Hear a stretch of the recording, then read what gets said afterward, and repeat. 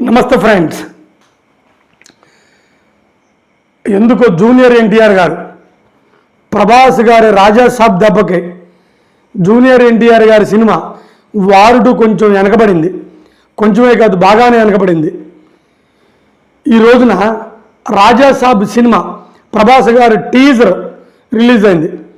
అది సంచలనాలు క్రియేట్ చేస్తుంది.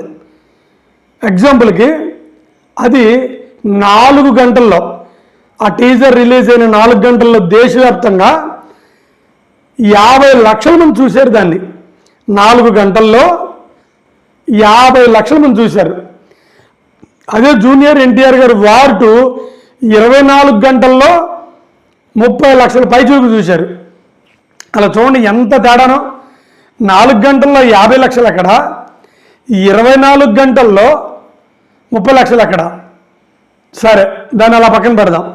ఇక లైక్స్ కూడా ప్రభాస్ గారు రాజాసాబ్ టీజర్కి, అదే ట్రైలర్కి, దానికి 4 గంటల్లో 4 లక్షల లైక్స్ వచ్చినాయి దేశవ్యాప్తంగా. అదే ఎన్టీఆర్ గారికి 24 గంటల్లో 2,77,000, అంటే 3 లక్షల లైక్స్ వచ్చినాయి. పెద్ద తేడా అనమాట.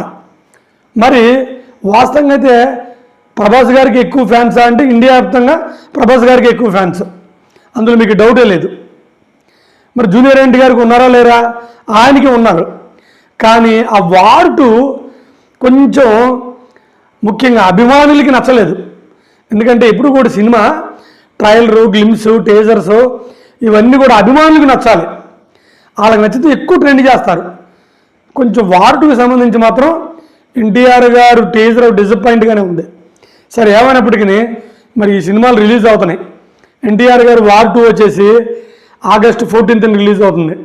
ప్రభాస్ గారి సినిమా ఏమో December 5న. చాలా గ్యాప్ ఉంది. సెప్టెంబర్, అక్టోబర్, నవంబర్, డిసెంబర్ 3 నెలలు. అయితే సినిమా కానీ బాగుంటే ఈ టీజరు, ట్రైలరు, గ్లిమ్స్కి సంబంధం లేకుండా సినిమాలు ఆడతాయి. సరే, చూద్దాం ఫైనల్గా ఎవరి సినిమా విన్ అయిద్దో. ఇప్పటికైతే మాత్రం ప్రభాస్ గారు ఒక ట్రెండ్లో దూసుకెళ్తున్నారు. ఓవరాల్గా రాజాసాబ్ టీజర్, ట్రైలరు అది డిసప్పాయింటింగ్ చేయలేదు.